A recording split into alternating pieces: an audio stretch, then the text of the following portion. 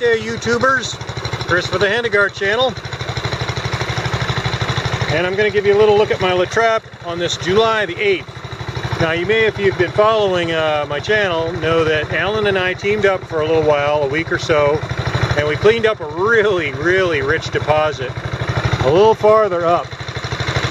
Way up there ways, and it was actually all through this section from about here over that I worked last year, and it was really rich all through here.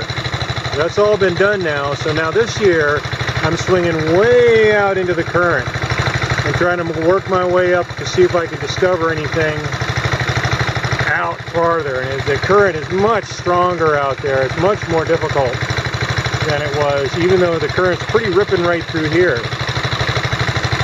But this is more of like a reality check of what would be a normal good day instead of those incredible bonanzas I was getting last year. That's 2 dives on the top section, so I might have made a 1/4 ounce today, I hope. Maybe 3 or 4 pennyweight at least. That's way better than it was yesterday. I was getting pretty discouraged. That's what the La Trappe looks like.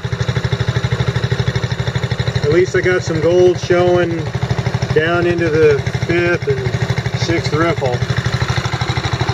So that's way better than yesterday. Man, if it was like yesterday, I was going to go a little bit longer and then take some time off to reconsider my options.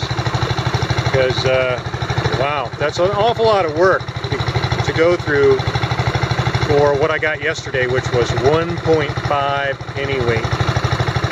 That's pretty skimpy. So at least we did a little better today. It gives me some encouragement to keep going one more day and see how we go from there. I'll pick it up when I get back to camp with the panning results and see how much we get when we weigh it in. Catch you then.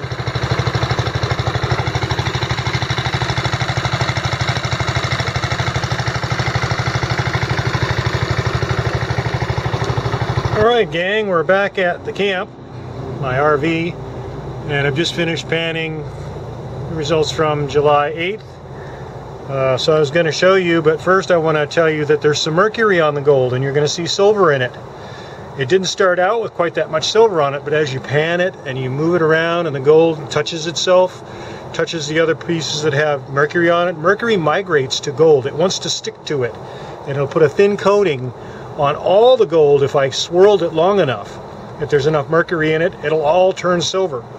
So this is to document and demonstrate how beneficial suction dredging for gold is to the environment, because we remove mercury. It's stuck to the gold in the areas that the old miners used mercury way back in the day. It's been illegal for a long time, but it's still present because some of it washed out of their sluices. Now we pull it out of the river when we dredge up gold that comes in contact with it, because mercury sticks to gold like glue, and it comes out in our dredges, so we remove it. Now, I'm not going to try and clean it or process it. I'm going to send it off to the refiners because they can do it and capture the fumes and deal with the toxins. So it's going to be the refiner's job to get rid of the mercury after it gets to them. Anyway, here you go.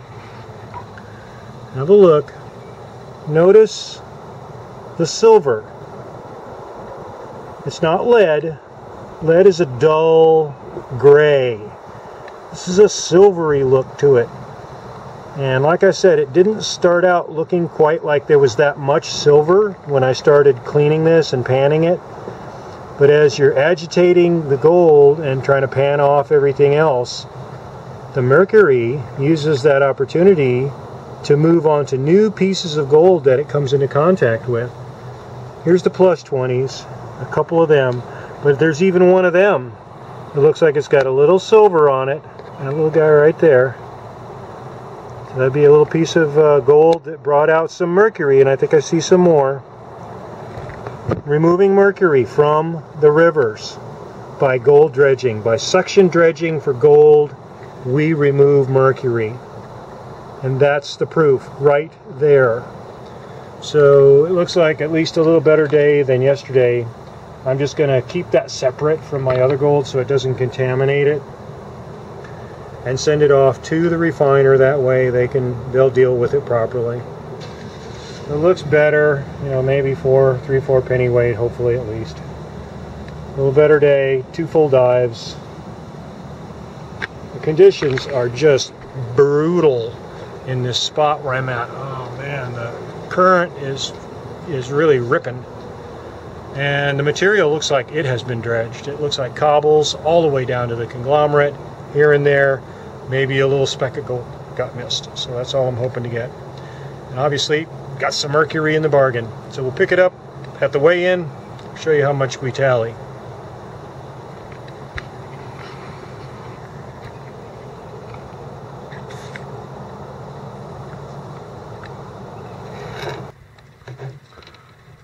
Okay, gang, here we go with the weigh-in from July the 8th.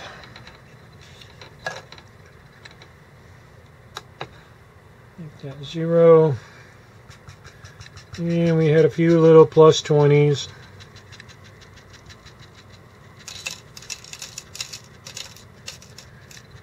That add up to 0.6 pennyweight. Alrighty then, a little over half a pennyweight. And we had a few more minus 20s. And like I said before, it's got a little mercury on it, but unless it's in the water so they can slosh around with each other, it doesn't seem to transfer as much from one piece to the next. Actually a little more than I thought in appearance. Let's see what it weighs.